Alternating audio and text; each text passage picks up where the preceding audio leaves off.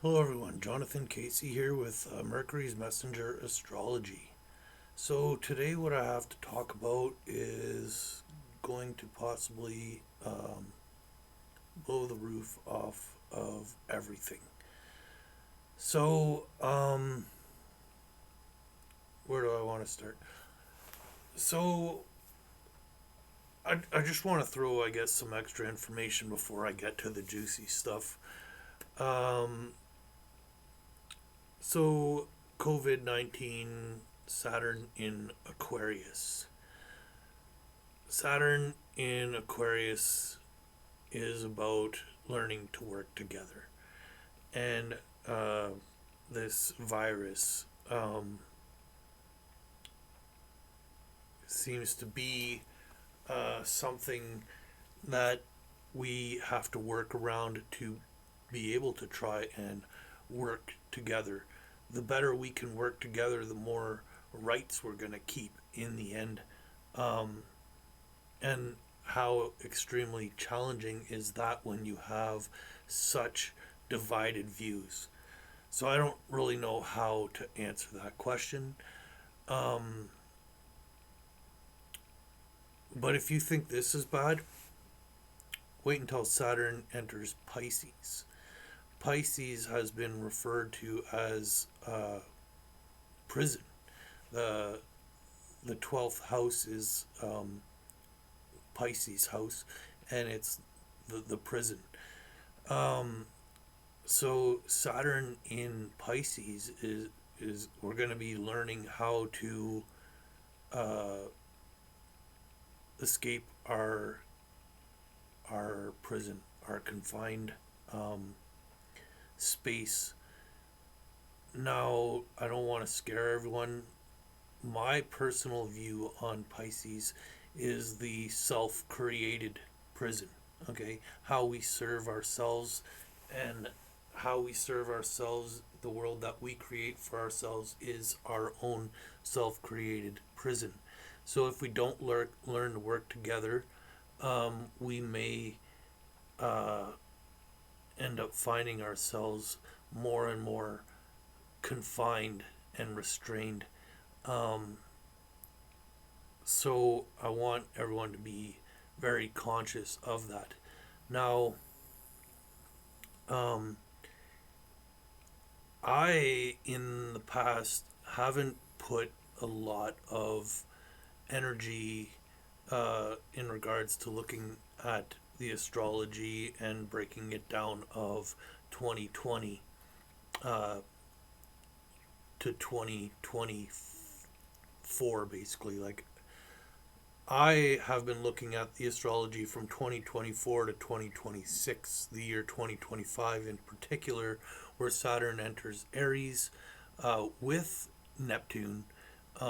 Uranus is also entering Gemini, and uh, Pluto is entering um, Aquarius, I believe. Yes. Yeah. Pluto entering Aquarius. Yeah. So, and they'll all be in aspect to each other.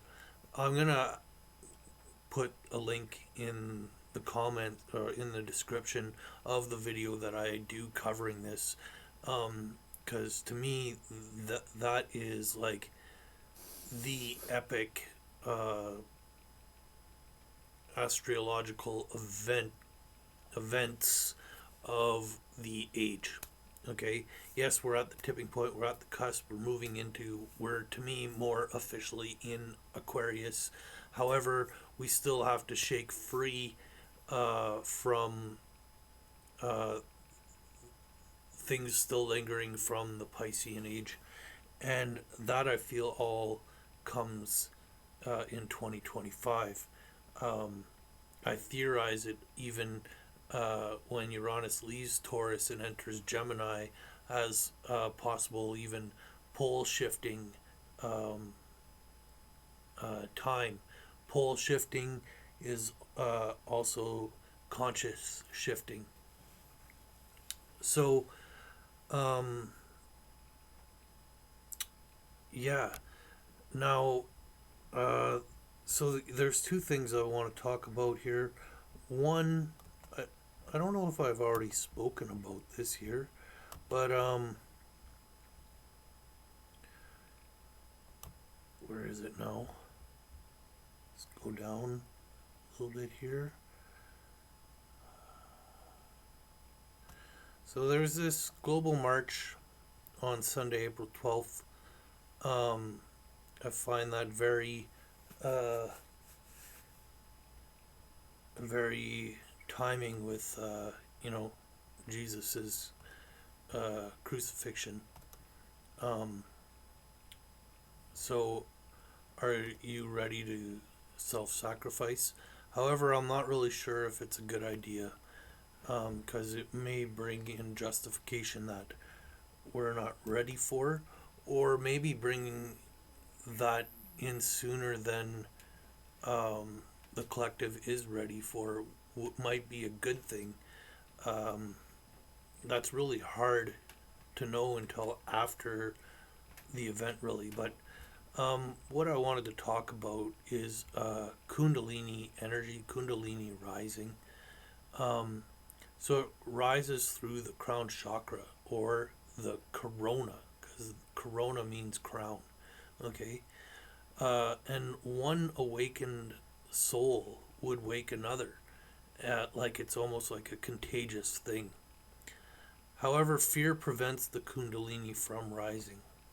So, should there be a mass awakening, 2020 vision? I did talk about this. I think in my last video because I remember saying 2020 vision, a play on the numbers of the year here. Would there not be some who would see this as a threat, like a contagious virus to the establishment, who wouldn't want a bunch of sovereign awakened individuals? So anyhow, I've already covered that. To get back to what I'm trying to cover this post is Plato's theory of the allegory of the cave. Okay, so what the allegory of the cave is basically prisoners in a cave chained to a wall, uh, where they're facing a blank wall with a fire behind them, and the shadows on the wall um, uh, makes up the prisoner's reality. Now, think about consciousness uh, being one unified uh, thing, okay? And this consciousness, this thing, this being, perhaps, um, has basically made we are fragments of each other. So the people who you um, have the strongest opposing views is your shadow, and we're basically all made up of the same being, shadows of each other, and and until as we unify, as we come together in this Aquarian age, as we start to work together, we start to unite that conscious mind frame. And I feel like that even goes a little bit into the idea of the synchronizing of the hearts that I spoke of in one of my last videos as well, where we end up vibing on the same frequency. Um, and so, um, you know, we may all be uh, fragments of the psyche of the greater consciousness, um, which has created uh, a reality um, in in the mind of um, of oneness, of consciousness.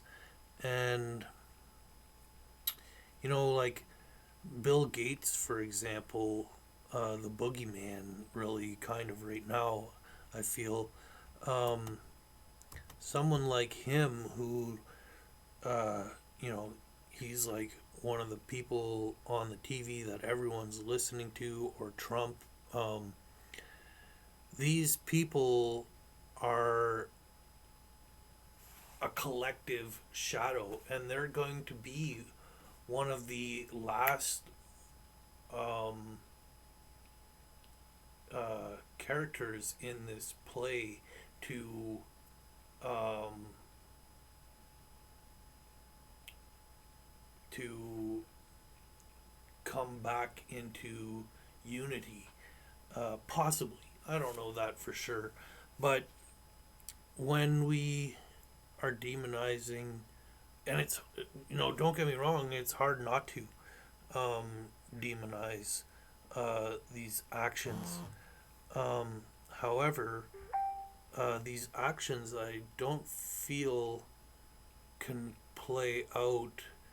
Uh, these actions can only play out if the division in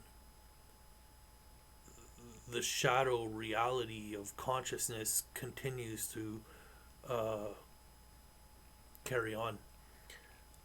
So if we can drop our own position, our own ego, um, and learn to merge, accept, um, or just not even play into um, this cosmic joke almost, um, then I feel like uh, we help um, heal this